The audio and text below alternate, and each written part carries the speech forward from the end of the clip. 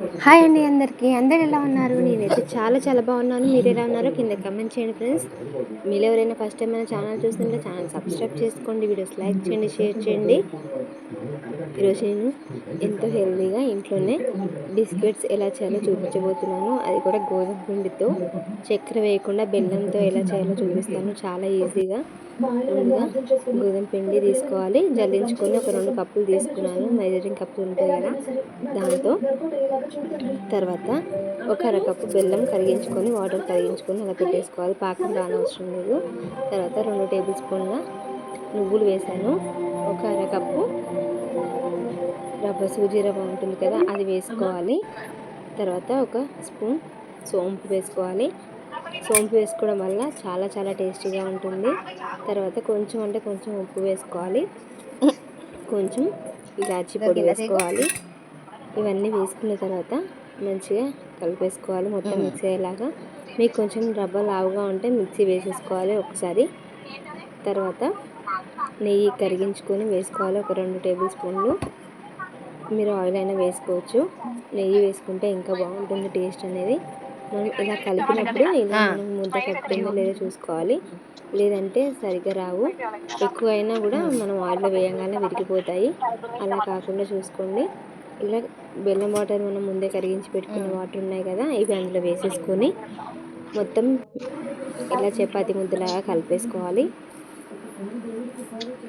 మనకి వాటర్ అనేది సరిపోకపోతే, బెల్లం వాటర్ అనేది సరిపోకపోతే కొంచెం వాటర్ వేసుకొని కలిపేసుకోవాలి. నాకైతే సరిపోయింది.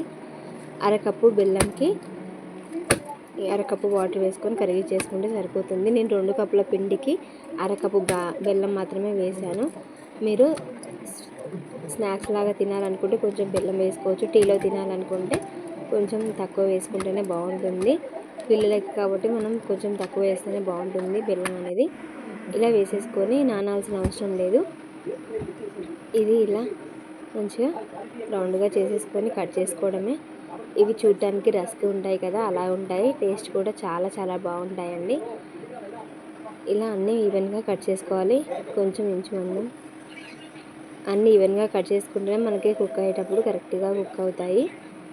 చూసారా, ఇలా చక్కగా కట్ చేసుకోవాలి. ఈ సైజు ఉంటే సరిపోతుంది. ఇలా అన్నీ కట్ చేసి పెట్టేసుకోవాలి. దీన్ని పేస్ట్ చేయాల్సిన అవసరం ఏం లేదు. నేను ఆయిల్ పెట్టేసుకున్నాను ముందుగానే. ఇది ఆయిల్ అసలు మొత్తం హీట్ కాకుండా కొంచెం గోరువెచ్చగా ఉన్నప్పుడు మాత్రమే ఇవి మనం కట్ చేసుకునేవి అందులో వేసేసుకోవాలి. ఇవి కంప్లీట్లీ లో ఫ్లేమ్లో కుక్ చేసుకుంటేనే మనకి లోపల దాకా కుక్ అవుతాయి, లేదంటే పైన మాడిపోతాయి, పైన కలర్ వచ్చేస్తాయి, లోపల అస్సలు కుక్ అవ్వదు. అందుకే ఇవి చిన్న మంట మీద కుక్ చేసుకుంటూ ఉండాలి.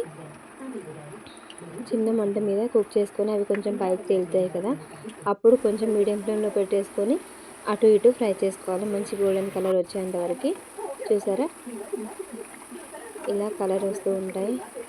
మంచి కలర్లోకి వచ్చినప్పుడే మనం టర్న్ చేసుకోవాలి. ఇవి మనకి లోపల దాకా కుక్ అవ్వాలంటే చిన్న మంట మీద కుక్ చేసుకుంటేనే పర్ఫెక్ట్గా కుక్ అవుతాయి.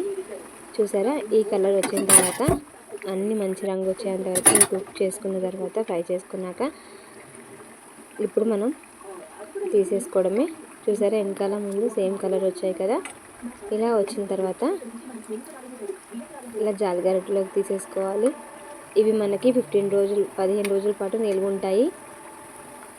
ఒక డబ్బాలో చల్లారిన తర్వాత డబ్బాలో స్టోర్ చేసుకోవచ్చు. పిల్లలకి ఒకసారి చేసి పెట్టేసి మనకి స్టవ్ మీద నుంచి తీయంగానే, ఆయిల్లో నుంచి తీయంగానే కొంచెం మెత్తగా ఉంటాయి.